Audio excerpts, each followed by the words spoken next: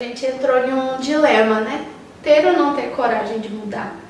Quantas vezes a gente pede a Deus uma oportunidade de mudança e quando essa oportunidade bate na porta a gente diz não, né? A gente não tem a coragem para fazer o que precisa ser feito. Entre muitas versões, né? Eu me descobri uma nova Rafaela.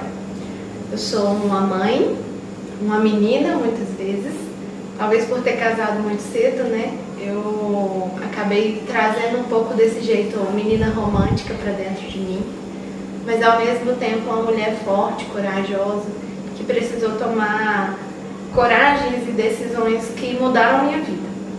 Depois de tudo isso, minha família aumentou, minha família cresceu. Hoje eu vivo por um propósito que é muito maior do que eu. Olá, tudo bem? Sou o Bruno Gomes, nascido no milênio passado, faz tempo, mas ainda só com 35 anos. Filho de um casal bem prematuro, entusiasmado, com um casamento digno de filme de Hollywood.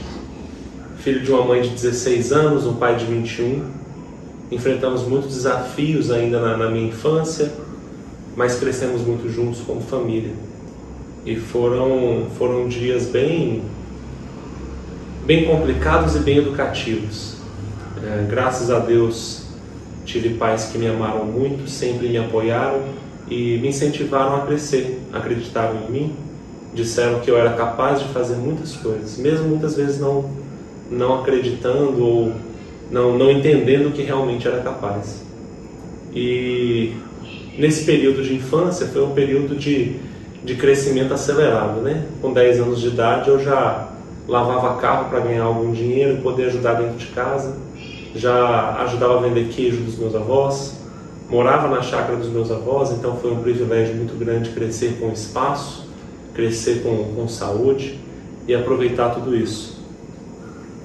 E isso é uma parte do Bruno, é um dos lados do Bruno que trouxe o Bruno para essa versão de hoje, que está buscando todos os dias ser melhor do que o dia anterior. Eu e o Bruno nos conhecemos, né, quando eu tinha 11 anos, na igreja que a gente frequentava, lá em Brasília, né, Sobradinho.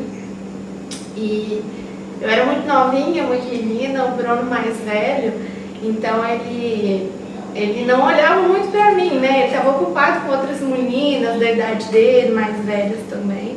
Nesse tempo inteiro, fase de crescimento, aprendizado, desenvolvimento, se aproximar de Deus, entrar na adolescência, começar a crescer. Um belo dia, com 15 para 16 anos de idade, conheci a Rafaela. Ela talvez nem lembre muito desse dia. Foi engraçado porque teria um retiro da igreja, a mãe dela era responsável por cuidar da alimentação do pessoal que participaria do retiro.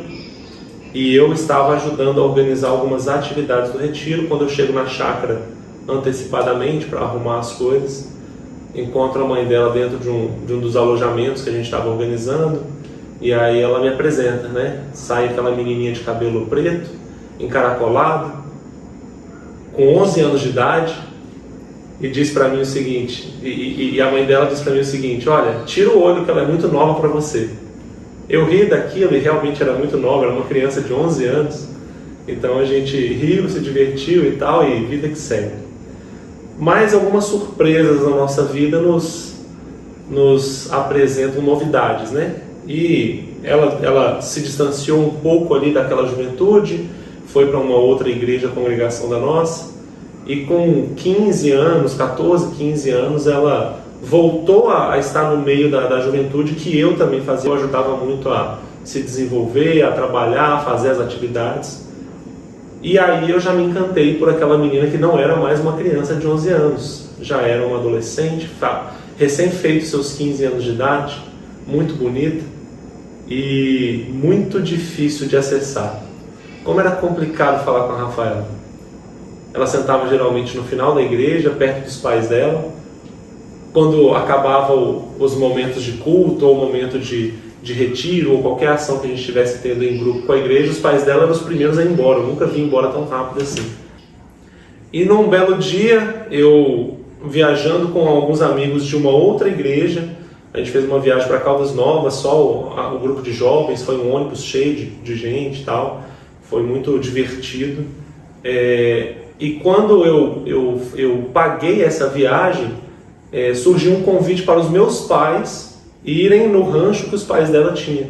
Eu quase que desisti de fazer a viagem. Mas a gente já tinha pago a viagem, já estava com tudo programado, eu já estava um pouco menos esperançoso. Falei, não, eu vou para a viagem assim mesmo. E durante a viagem, por incrível que pareça, foram 3 dias, né? Sexta, sábado e domingo. Os 3 dias eu pensava como seria o dia da volta. Será que no dia da volta eu vou encontrar aquela menina tímida do cabelo encaracolado de novo? E um dia a gente estava na chácara, no rancho dos meus pais, e a família do Bruno foi também. E lá estava uma brincadeira, eu acho que o pessoal achou que eu estava encalhada aos 16 anos, né? E começaram a brincar de com quem eu casaria. E uma prima minha gritou lá do fundo, né? Bruno e Rafa seriam um belo casal. E naquele momento minha sogra, né? Hoje minha sogra, disse que seria o sonho dela. E minha mãe já orava por um menino como o Bruno há muito tempo, né? Ela olhava o Bruno e falava, esse menino seria um ótimo genro, eu queria alguém assim para minha filha. E ali Deus uniu os propósitos, então a gente sempre brinca de que nosso casamento foi um casamento arranjado, né? Um namoro à moda antiga, escolhido pelos pais. E no final a gente gostou da ideia e estamos aqui há 13 anos. No início do namoro, e quando a gente decidiu se casar, foi mais ou menos com 1 ano de namoro que o Bruno pediu minha mão em casamento. Então meus pais me emanciparam para casar, porque eu não tinha 18 anos quando eu casei. Eu casei com 17, precisei de autorização e eu tive um casamento digno de uma princesa, mesmo sem ter condições para isso. Nós vimos milagres em todos os momentos. Passado o casamento, né, vem a vida real. Casamos, e agora? Nós vimos o cuidado de Deus em cada momento. Nós percebemos assim, Deus abriu uma porta ou outra, e logo em seguida o Bruno foi trabalhar no ferro velho. E aquilo ali para mim foi uma lição muito bonita, porque o meu marido era um menino de computador, era um homem de escritório, né? Eu me emociono de falar, mas ele era um homem de escritório que, quando casou e se viu na dificuldade, ele assumiu o papel de homem e foi trabalhar carregando geladeira na cabeça. E eu lembro quantas vezes, coitado, ele chegava em casa com muita dor nas costas, com muita dificuldade, assim, porque ele não tinha esse costume, né, de carregar tanto peso. Meu pai foi criado no ferro velho, pegava muito peso. Então, assim, ele tinha uma estrutura corporal que suportava isso. O Bruno muito alto, né, cresceu muito, então ele já tinha problema de coluna naturalmente. E foi uma fase muito difícil.